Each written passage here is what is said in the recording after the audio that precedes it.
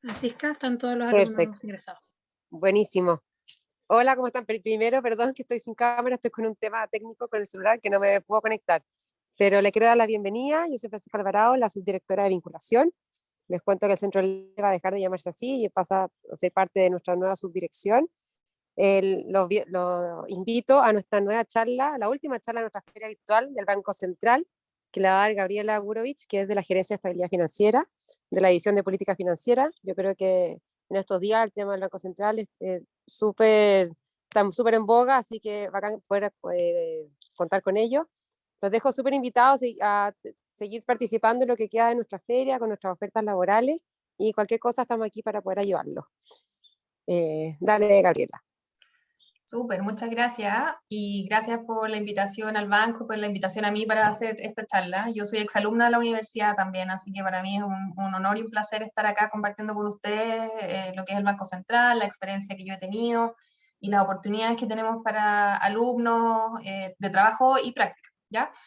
Entonces, me encantaría verlos a los alumnos. Sé que hoy día es el día de la tarde, viene la tarde, es difícil estar conectado a una charla que puede ser un poco aria, así que vamos a tratar de hacerla entretenida. Y si tienen preguntas o dudas, por favor, levanten la mano y háganme consultas o dudas durante la presentación. No es muy larga, así que espero que no sea tan larga. Entonces, la idea de esta presentación era contarles un poquito lo que es el banco y qué se hace en el banco. El banco, como decía Francisca, es una institución que ha estado harto en boga dentro de las noticias y en la coyuntura local. Entonces, creo que siempre es bueno partir con un poco de historia. Entonces, ¿de dónde viene el banco? ¿Qué es lo que es? Y cuáles son sus objetivos y mandatos. Entonces, Chile tiene una tradición y una historia súper larga de institucionalidad financiera y económica, y para el Banco Central esta radica básicamente desde cerca como a la mitad de los 1800. En el 1860 se aprueba la primera ley general de banco, y esa ley general de banco es la que le da como el marco conceptual a la banca en Chile. Y desde ahí que se van generando algunos espacios, algunos pasos a través del tiempo en los cuales se van generando como los distintos escalones para la ley de la creación del Banco Central. ¿Cuáles son entre ellos? Entonces, entre ellos, por ejemplo, y acá hay harta historia, pero para ir como entendiendo un poco cómo se ha ido llegando a la ley general de banco, a la ley del Banco Central. Entonces, por ejemplo, hacia finales de 1800, si ustedes se acuerdan, al principio había conversión metálica, ¿cierto? O sea, la manera en que se transaban billetes era que un billete tenía que ver con el patrón oro, y entonces de esa forma era como se transaban los billetes. Y hacia finales de 1800 en Chile se suspendió esa convertibilidad, ¿ya? En 1878. Estamos en un periodo de alta crecimiento, ¿cierto? Teníamos la industria chilena del salitre, que era súper importante. Durante esa época nace la SOFOFA, y en el 1892, después de un periodo en el cual no había convertibilidad, volvimos a tener la convertibilidad, y en 1895 se vuelve a la convertibilidad. En el 96, 97 hubo una crisis bancaria, después se volvió a sacar el patrón oro, volvieron a aumentar la emisión. En esta época todavía los bancos privados emitían billetes, cada banco emitía su propio billete, no había un ente centralizado que tenía como el monopolio de la emisión de billetes. Y eso hacía que había mucha inestabilidad, sobre todo inestabilidad bancaria y financiera, más que la inflación. Lo que preocupaba en ese momento es que había mucha inestabilidad bancaria y financiera. Y en 1900 ya empieza como la creación de las instituciones de bancos centrales en el mundo. En 1913 se crea la Fed en Estados Unidos, que fue uno de los primeros bancos más modernos que habían. Existen bancos centrales en el mundo como desde el 1600 en Europa, o sea, para que ustedes entiendan, son una institución súper larga y de alta trayectoria en el mundo. Y en Chile, en esa época, tuvimos una gran recesión asociada, ¿cierto?, a la crisis del salitre. Después pasamos por el periodo de la posguerra, ¿cierto?, después de la Primera Guerra Mundial. Y entre el 20 y el 28, un fuerte crecimiento industrial. Después tuvimos otra crisis del salitre, y en 1925 se ponen de acuerdo nuestros parlamentarios y crean el Banco Central de Chile, ¿ya? Y eso es, en el fondo, después de casi, digamos, 70 años en los cuales ya había algo de institucionalidad bancaria en el país. Y el Banco Central de Chile entonces se crea el 22 de agosto de 1925 e inicia sus funciones en 1926. Y como yo les decía, la principal motivación que tenía la creación de este banco era para evitar la inestabilidad de la moneda y las crisis financieras. porque como había varios bancos que emitían billetes y a veces era patrón oro, a veces no era patrón oro, tenían convertibilidad, no tenían convertibilidad, lo que pasaba era que había muchas crisis asociadas a eso, y entonces el Banco Central, su rol era más bien tratar de evitar las crisis financieras y la inestabilidad de la moneda. Es súper importante, es decir, que el banco desde sus orígenes tenía un gran tema de autonomía presente, o sea, siempre fue como considerado autónomo, una institución separada un poco como del gobierno como un todo, sino más bien tenía este rol como bien autocontenido dentro del banco con mandatos más o menos más bien claros. Y junto con la creación del banco en 1925 se crea también la Superintendencia de Banco, que son los encargados de la regulación y la supervisión bancaria. Y entonces, entre estas dos instituciones, el Banco Central, que era como el que administraba la liquidez, y la Superintendencia de Bancos, que era el que regulaba y supervisaba los bancos, se logró en el fondo estabilizar el marco de crisis financiera en Chile. Así, acá tenemos algunos de los diarios de la época donde se abren sus puertas, es el edificio que, si ustedes van hoy día al centro, está igual, solo que ahora tiene unos arbolitos alrededor, ¿cierto? Que tienen algunas plaquitas, estamos metidos, hay más autos, pero digamos el edificio se mantiene y hicieron un tremendo trabajo de recuperación interna y externa, súper bonita, lo mantuvieron muy lindo. Pero digamos en 1926 el Banco Central abre sus puertas, entonces en 4 años más el banco va a cumplir 100 años de existencia en Chile. Entonces, ¿cuál es el mandato y objetivo del banco? Y acá ha habido también una trayectoria y una historia que hay que contar. Entonces, como yo les decía, el banco nace en esa época con una preocupación centrada en la estabilidad cambiaria y estabilidad financiera. No todavía la inflación, o sea, piensen, acá había habido muchas crisis financieras, cada banco emitía su propio billete, había convertibilidad al oro, no había convertibilidad al oro, y entonces la preocupación de los legisladores en esa época fue tener esta estabilidad cambiaria y financiera. Y como yo decía, junto con la Superintendencia de Banco, que era el regulador y supervisor financiera, se logró reducir súper significativamente la frecuencia y la intensidad de las crisis bancarias, lo cual fue bueno porque eso permite, y lo vamos a tener después, como el desarrollo y el crecimiento del país. Y después de la Gran Depresión, ¿cierto?, que tuvo un súper fuerte impacto en la economía chilena, veníamos saliendo de, como yo decía, de las recesiones del salitre también, se traduce como en un cambio en el modelo de desarrollo local. Y esto, después de un cierto tiempo, se empezó a preocupar la inflación como uno de los papeles centrales, y eso también fue como un cambio en la dirección en el mundo, que en el mundo los bancos centrales se fueron preocupando también acerca de la inflación como uno de los factores principales. Especialmente en la década del 60 y el 70, también tenía asociado a que eran periodos de alta inflación en el mundo, y eso afectaba claramente el crecimiento.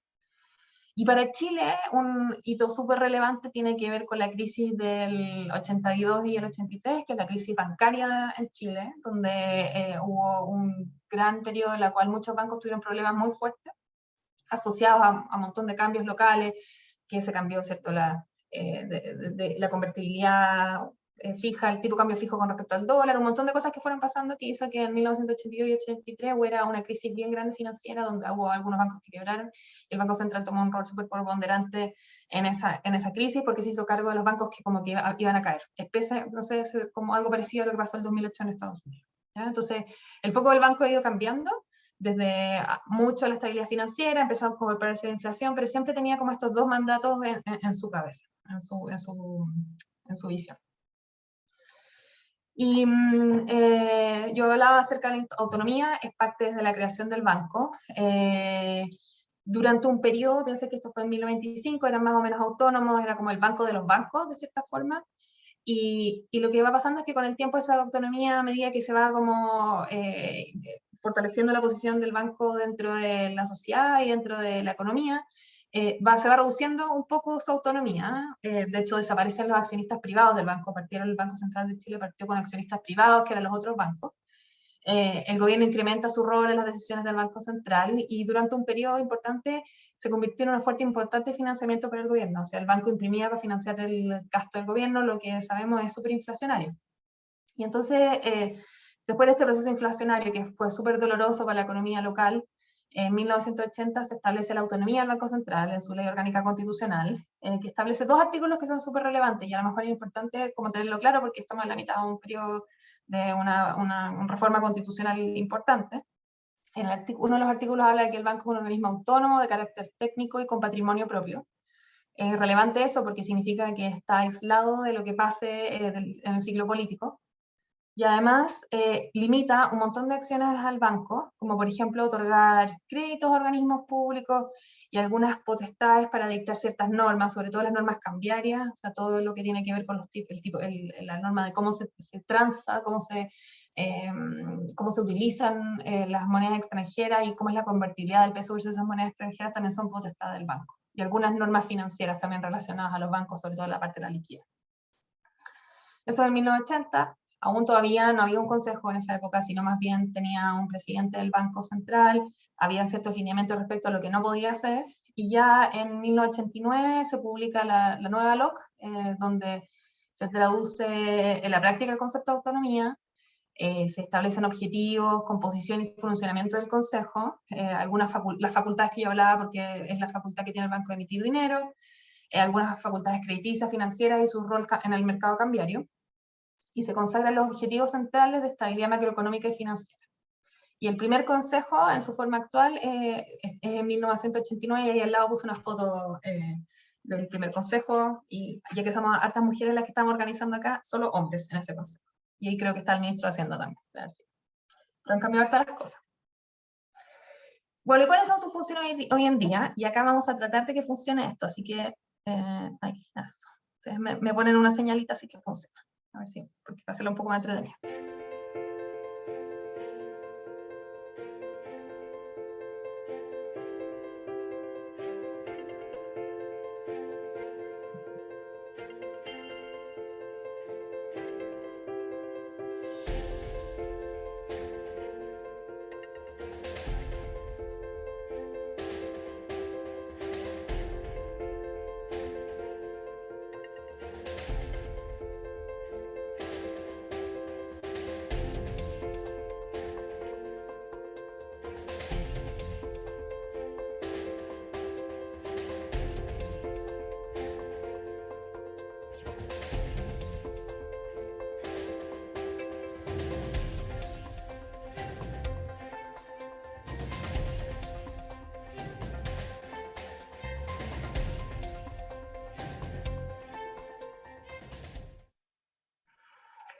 Entonces, con esa idea a la cabeza de, como re bien resumido, cuáles son los objetivos del banco, el banco tiene dos grandes objetivos hoy en día.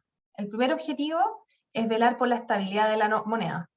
Y el segundo objetivo tiene que ver con el normal funcionamiento de los pagos internos y externos. O sea, ¿a qué se refiere con la estabilidad de la moneda?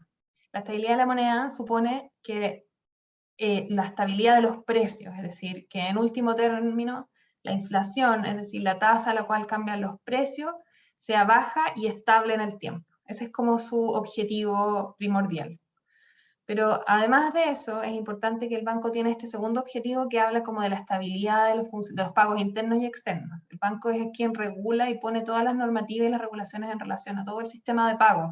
Es decir, por ejemplo, ustedes quieren pagar con el celular ahora, o si es que quieren usar la tarjeta de crédito, la tarjeta de débito, cómo se pagan en efectivo, todas esas normativas las pone el banco, cómo se pagan los pagos exteriores, los pagos interiores, etc.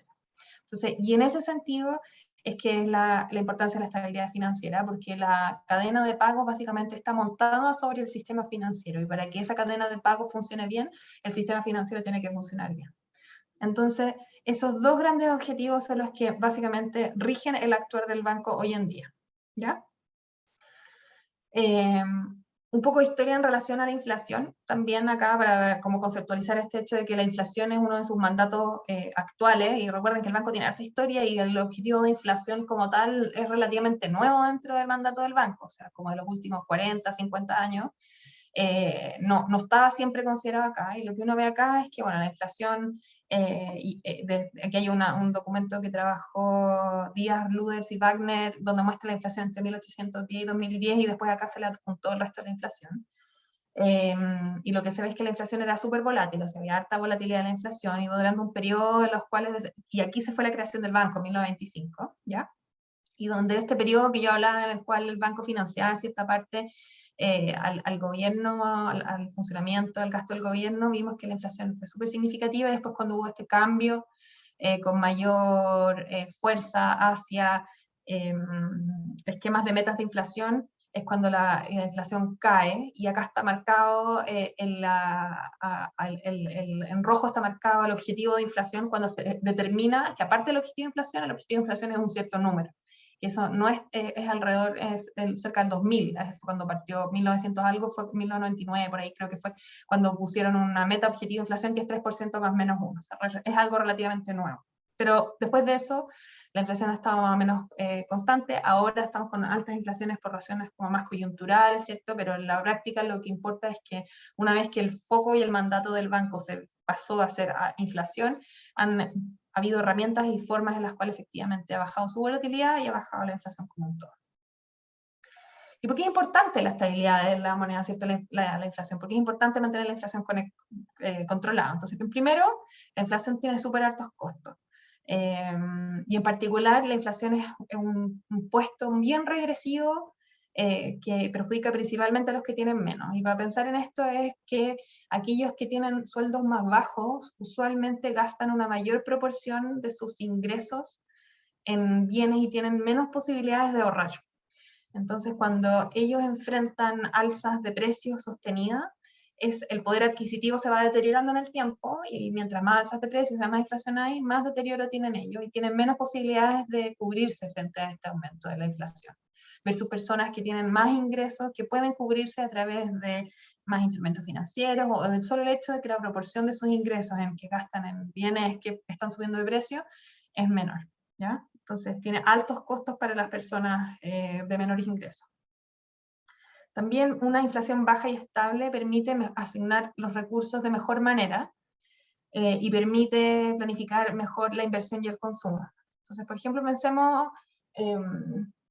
nosotros en general estamos acostumbrados a nuestra historia reciente a tener inflaciones bajas y estables, y ahora estamos en una situación en que la inflación es más alta, y eso hace que sea más difícil planificar algunas decisiones de inversión y consumo, porque no sabemos o tenemos expectativas respecto a que la inflación en el más largo plazo va a ser más alta. Entonces, a veces, por ejemplo, comprar bienes durables es más difícil hacerlo cuando uno no tiene claridad respecto, o que puede haber, los precios pueden ser más altos más hacia adelante. Claramente las inflaciones más bajas facilitan el desarrollo financiero. O sea, los países que tienen inflaciones estables permiten, por ejemplo, tener créditos en nominales, es decir, en pesos, en la moneda local, no en dólares o en otros tipos de monedas extranjeras. Entonces, tener una inflación baja facilita el desarrollo financiero con activos locales que sean denominados en monedas locales, facilita también que existan más bancos u otras opciones de financiamiento. Entonces es importante entender que la inflación baja es un requisito súper importante para crecer sostenidamente en el tiempo y por lo tanto tenemos que cuidarlo. Y por último, favorece e impulsa el crecimiento y una inestabilidad de precios, está como no saber cuánto va a ser la inflación, va a ser alta, va a ser baja o está muy volátil. Eso es perjudicial para poder tomar decisiones y de última forma hacer crecer. Y entonces ese es el primer mandato. Y el segundo mandato que hablábamos era de por qué era importante asegurar el normal funcionamiento de los pagos internos y externos. Y acá también hay algunos argumentos fuertes, como que, por ejemplo, es importante esta estabilidad porque permite que los bancos asignen recursos adecuadamente.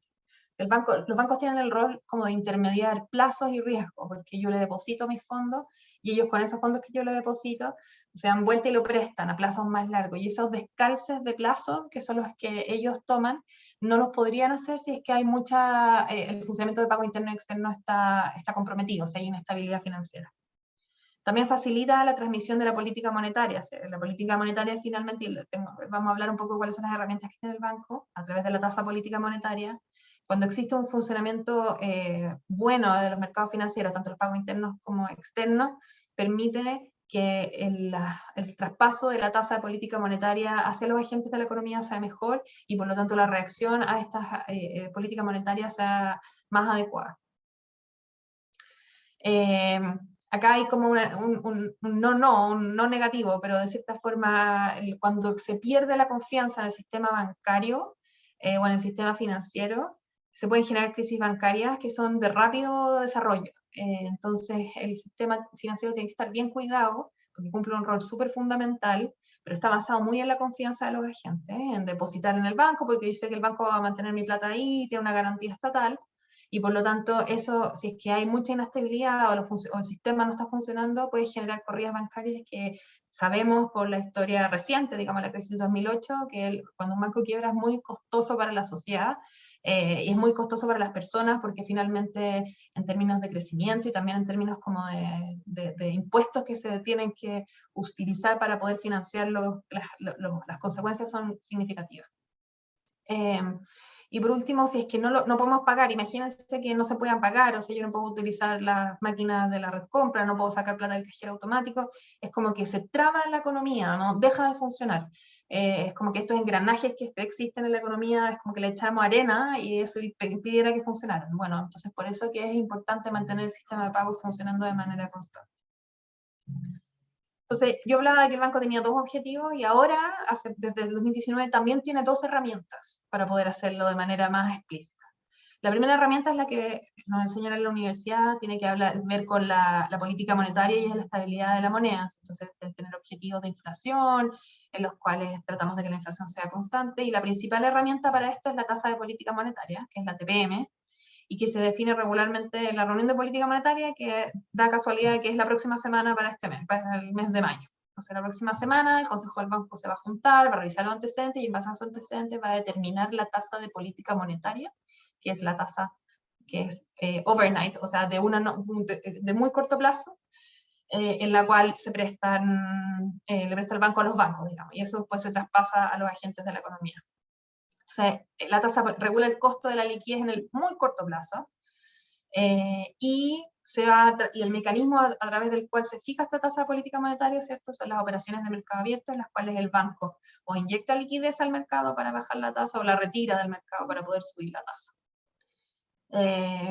Y como el banco tiene mucha experiencia en la operación de estos instrumentos del banco para poder agregar o quitar liquidez, el banco además es el agente fiscal, el que maneja los activos y los pasivos fiscales. O sea, el banco es el que tiene la agencia fiscal donde se emiten los bonos, etc. Y este esquema de este instrumento que tiene el banco básicamente lo tiene desde la nueva ley constitucional, donde se establece el Consejo y esta tasa de política monetaria, y la tasa, que es ahora una tasa nominal, es relativamente nueva. En el 2001 creo que fue el cambio. Antes de eso, el banco fijaba una tasa a 90 días en UF, y hoy día es en pesos. Y esa desnominalización se pudo lograr porque había inflación baja y estable. Y el segundo gran herramienta que tiene el banco, que es una herramienta, voy a decir, nueva, porque se incorporó a la Ley General de Banco del 2019, tiene que ver con la posibilidad, es un set de herramientas que tiene el banco. Uno de ellos es la herramienta de otorgar financiamiento a los bancos comerciales cuando se enfrentan necesidades transitorias de liquidez, y esto es algo que ha tenido siempre, no solo en el 2019. Pero lo que yo me refiero con esta nueva facultad que tiene el banco es, ahora el Banco Central puede requerirle capital adicional a los bancos comerciales en función del ciclo económico. Y esto es lo que se denomina requerimiento de capital contracíclico. Es un instrumento nuevo que viene a través de la nueva Ley General de Bancos, que adopta los nuevos estándares de capital, es decir, como de seguridad, para que los bancos tengan suficiente capital para hacer frente a sus pérdidas inesperadas. Además, fija reservas y requerimientos de liquidez en los bancos, cuánto tienen que tener de reserva, qué liquidez tienen que tener, y emite normas financieras y cambiarias, como yo lo mencioné. ¿Y qué otras funciones tiene el banco? Bueno, la que sabemos, emite dinero y tiene la tesorería. El Banco Central tiene la potestad exclusiva de emitir billetes y acuñar monedas en Chile. Como yo les mencionaba al principio, los bancos comerciales emitían sus propios billetes, y eso pasó a ser que solo el Banco Central puede tener billetes. Y si ustedes se fijan en los billetes, tiene la firma del gerente general del banco y de la presidenta del banco ahora. Y eso efectivamente es como que el Banco Central emite como un cheque equivalente a los pesos que tienen esos billetes. Y esta potestad exclusiva lo que permite que exista eso, ¿ya? Es el único medio de pago de circulación legal en el país. O sea, se transan otras monedas y de otros países, pero en el fondo, en la moneda local, la moneda nacional es el único que tiene esta potestad. Y ese dinero entra al sistema financiero a través del sistema bancario, y responde a la demanda del público, finalmente. O sea, cuando hay más demanda por billetes, el Banco Central tiene que emitir más billetes. Además, es responsable del ciclo de vida del dinero, que pareciera ser algo trivial, pero el banco ha hecho un tremendo esfuerzo, por ejemplo, en descartar los billetes de manera adecuada, los recicla, y cuando los recicla hace como muebles de plástico, ciertas cosas que después lo ponen en el banco, en las otras instalaciones del banco que tiene, etc. Y además opera los sistemas de pago de alto valor, que es básicamente la infraestructura de mercado que permite a los bancos traspasarse fondos entre ellos. O sea, yo traspaso mi cuenta corriente a otra cuenta corriente, eso lo hago de una cierta forma. Al final del día los bancos suman todas las transferencias que yo hago y van al Banco Central y le dicen, el banco A le debe al banco B X, y el banco B le debe al banco Z, C, y el Banco Central, a través de los sistemas de operación de pagos de alto valor, hace esas transacciones y crea y cierran el sistema. Además tiene otras funciones que son súper importantes. Publica estadísticas de carácter monetario, ¿cierto? La base monetaria, M0, M1, M2, publica también estadísticas cambiarias, el tipo de cambio oficial, el tipo de cambio observado, etc. Publica la balanza de pago y las cuentas nacionales. No en todos los países los bancos centrales son los que calculan esto, pero en Chile sí. Y además tiene otras atribuciones de relaciones internacionales con varias instituciones en el mundo. Por ejemplo, con el Fondo Monetario Internacional. La presidenta del banco estuvo hace un par de semanas en Washington en las reuniones. El Bank for International Settlements, como yo decía, el Banco Central es como el banco de los bancos en Chile. El Bank for International Settlements, que es el Banco Internacional de Pagos, es como el banco central de los bancos centrales. ¿Ya? O sea, esa es su concepción. Y ellos son los que, por ejemplo, ponen los estándares de capital para la banca. Participa del CEMLA, que es un centro de estudios monetarios en Latinoamérica, donde hay mucha investigación y mucho desarrollo, y también en la OECD, entre otros. Entonces yo quería hablar un poquito de la organización del Banco Central, ya que estábamos en una charla donde ustedes podían pensar a lo mejor en buscar un trabajo o alguna práctica, para que ustedes entiendan cómo es el funcionamiento interno, porque de pasar de estos mandatos a cómo funcionamos en la realidad a veces es difícil ver. Entonces primero, a la izquierda está cómo se organiza el banco. El Consejo del Banco es el órgano que lleva el funcionamiento del banco y está liderado por su presidenta, que es Rosana Costa, que también es exalumna de la universidad. Ella tiene a su cargo, jerárquicamente es la jefa de todo el banco, y tiene a su cargo y lidera un gerente general, donde hay una fiscalía, ¿cierto?, que ve todos los temas normativos y legales, bueno, y contraloría. Y en esta parte de acá puse como las cuatro divisiones más core que son del banco, las como que tienen que más relación con el mandato que todos conocemos. La primera es la política monetaria. La política monetaria son los que se encargan, ¿cierto?, de hacer el análisis para poder definir la tasa de política monetaria. Son aquellos que realizan el IPOM, ¿cierto?, el informe de política monetaria, que se publica 4 veces al año, y son los encargados en este caso de llevar antecedentes a la reunión de política monetaria, que como yo les dije es la próxima semana. Está liderada por Elías Albagli, que también es exalumno de la universidad, y tiene distintas gerencias, entre las cuales está la gerencia de estudios económicos, que son aquellos que están pensando y desarrollando los modelos que se utilizan. Hay una gerencia de análisis internacional, que son aquellos que están mirando lo que está pasando en el mundo, como input para todas las definiciones. La gerencia de análisis macro, que son los que entienden y aplican los modelos de la gerencia de estudios económicos para poder entender lo que pasa en la economía, hacer las proyecciones. Y este caballero acá, que es el que escribe el IPOM, que es el encargado de la estrategia de comunicaciones de política monetaria. Después está la división de mercados financieros, que son los que están encargados de implementar la política monetaria que ayudó a fijar esta división de acá. Está liderado por la Paulina Yasigi, ella también es exalumna de la universidad, y a su cargo ella tiene las operaciones de mercado abierto, que tiene que ver aquellos que yo decía, que como agrego liquidez, saco liquidez, ellos son los que lo realizan, y las personas que operan los sistemas de pago, que son estas dos personas que están acá. ¿Ya? Y después está la política financiera, que es donde nosotros estamos. No hay gerente porque están en proceso de buscar una persona ahora, que la persona que era gerente de esta área se fue a trabajar a la CMF como presidenta de la CMF. Y en esta área vemos, yo pertenezco a esta área, y en esta área vemos 3 grandes cosas. Estabilidad financiera, somos los encargados de escribir el informe de estabilidad financiera, que los invito a leerlo, que sale ahora en mayo, o al menos los resúmenes. Hacemos regulación, toda la regulación que ya hablaba, de la regulación cambiaria, financiera, etcétera, se hace desde esta gerencia, y estudios financieros, que son los que están desarrollando modelos para poder ser utilizados en los análisis.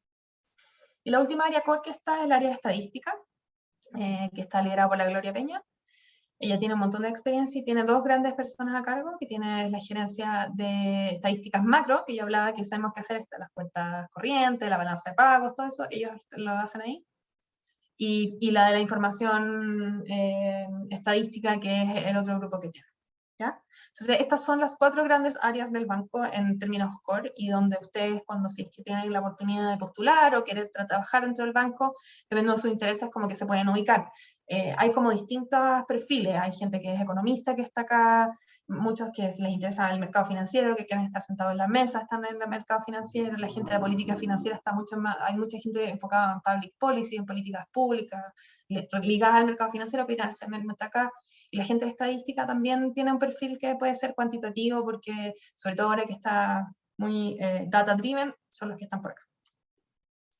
Y por último, para complementar, solo para mostrar el resto, aquí existe la otra parte del banco, que son más las áreas, voy a decir, como de apoyo, la administración, operaciones, que es una parte grande, porque no solo operan el banco en sí, pero también son los que, por ejemplo, trasladan billetes, o sea, que hay un montón de cosas que tienen que pasar.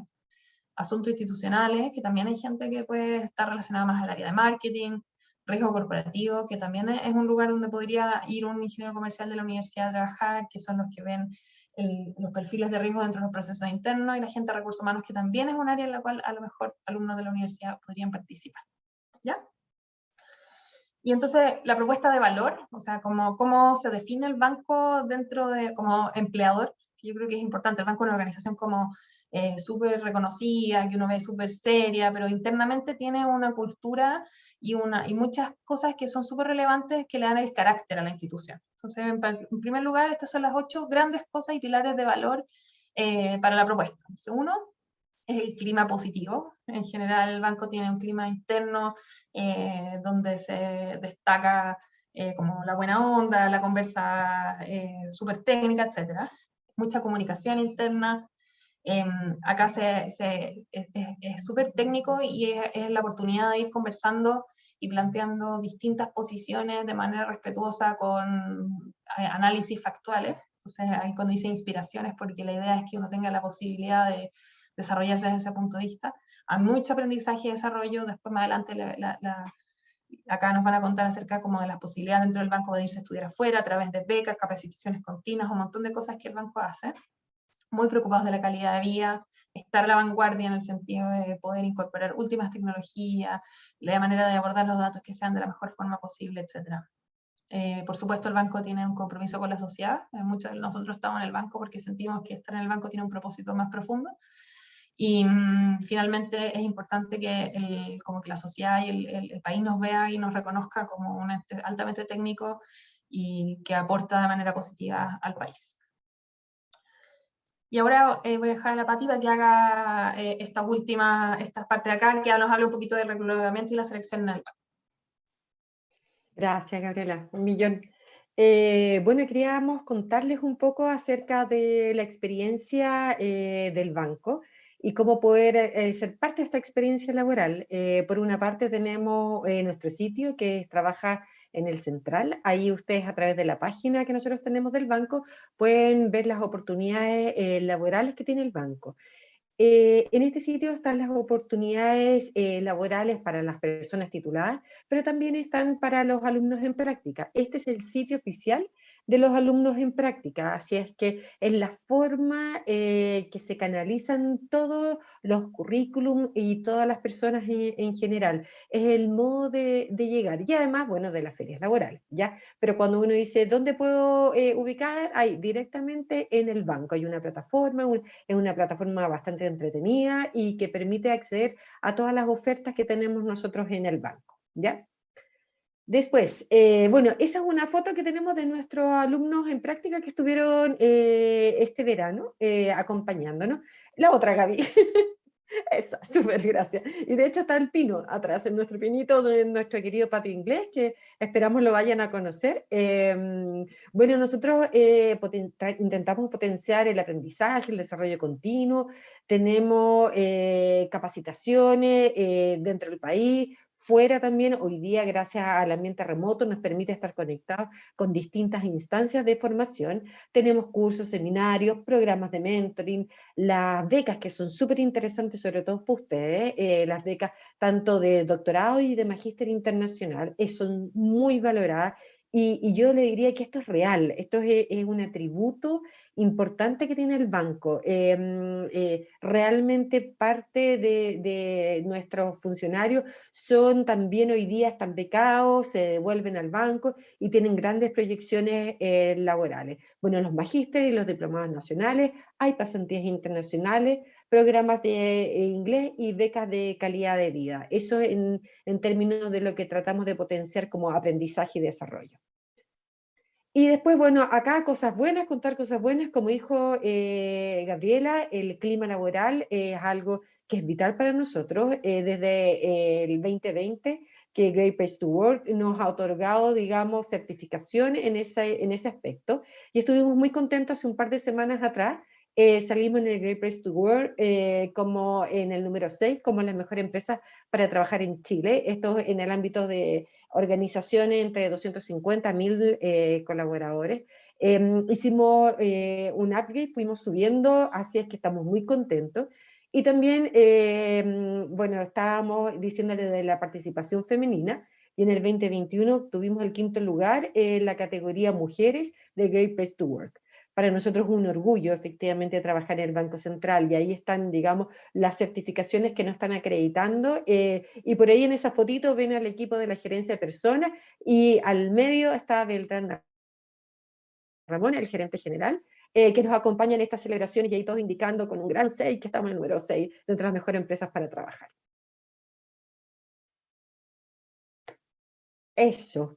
Eso tengo, y me encantaría ver si tienen preguntas o consultas que nos pueden hacer. Estamos disponibles, tanto yo desde la parte más técnica, como la Pati, que le dicen en la parte más de recursos humanos, las alternativas, etc.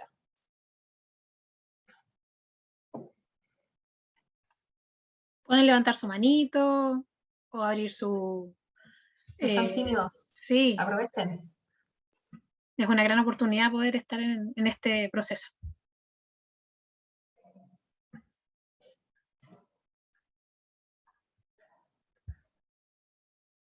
A lo mejor nos podrías contar, Pati. Ah, ahí hay una persona. Bien, María José.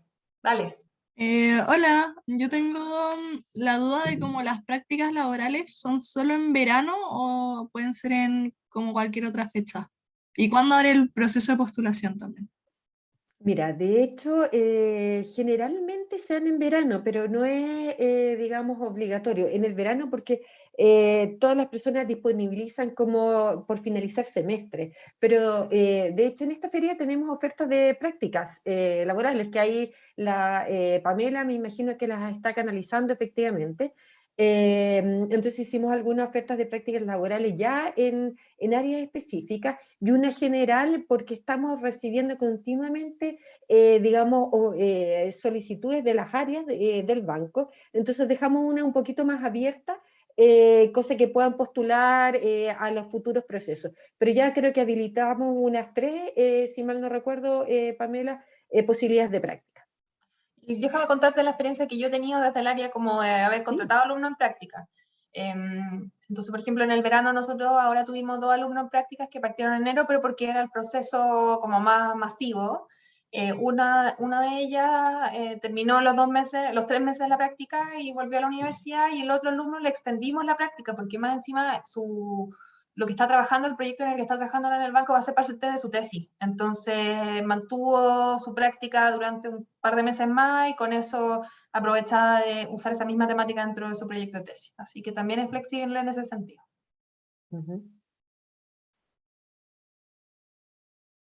Ya, buenísimo. Muchas gracias. De nada.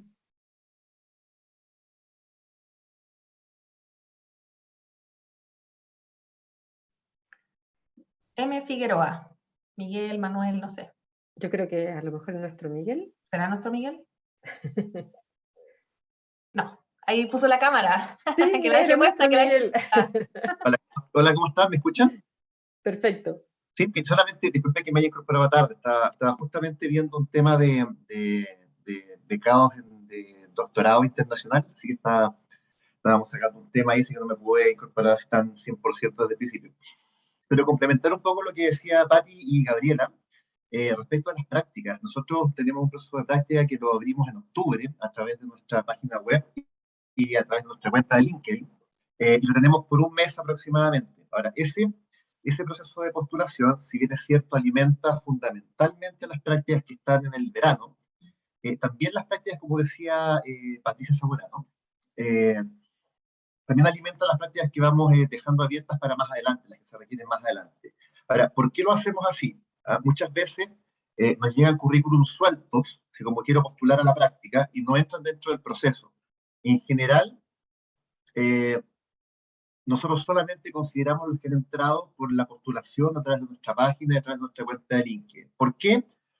Por una razón bien sencilla. Primero, por transparencia.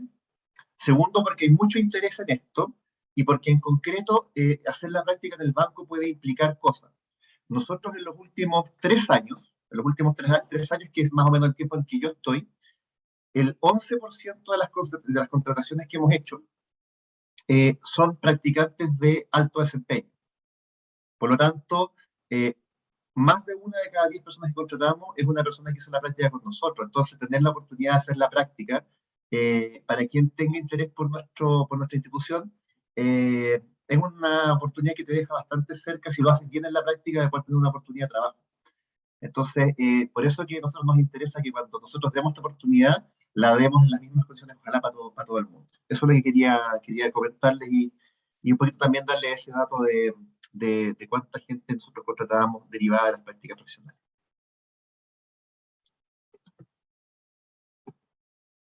No, me voy a quedar con la cámara prendida, ¿sí? Un ratito. No sé si hay más preguntas. Parece que no. Bueno, los invitamos a seguirnos en nuestras cuentas oficiales, que son las que están en azulito acá, tanto en Twitter, LinkedIn, estamos en todas partes, pero además tenemos cuentas educativas, que vamos subiendo distintas temáticas, hacemos charlas abiertas de educación financiera, que los invitamos a participar y a difundir también, porque son temas súper importantes, y últimamente, hace muy poquito, empezaron a abrir unas cuentas que son de investigación, donde se publica toda la investigación que se realiza en el banco, que es mucha, y con un enfoque súper interesante, así que también para aquellos que son más dados a la investigación, también ahí es interesante ir viéndolo, uno va conociendo a las personas que van publicando, así que no sé si esta presentación, Pamela, queda disponible para los alumnos, pero todo esto igual está dentro del sitio del banco para que ustedes lo puedan seguir. Mira, les agradezco a todos mucho por la presentación, a los tres. Claro, las charlas están todas grabadas y quedan en nuestro canal de YouTube. También las pueden acceder a ellas a través de la página de la feria. Así que están todos súper invitados a poder ver todas las charlas que tenemos disponibles ya. Esta fue la última de nuestra semana. Y invitamos a los alumnos a seguir postulando a las ofertas que están vigentes, que las vamos a tener abiertas hasta el domingo. Y nuevamente, muchas gracias por la charla, de verdad fue excelente para todos, muy educativa y muy completa, ¿ya? Que tengan una muy bonita tarde y nuevamente muchas gracias a todos. Gracias. Chao, que estén bien. Gracias a ustedes. Chao.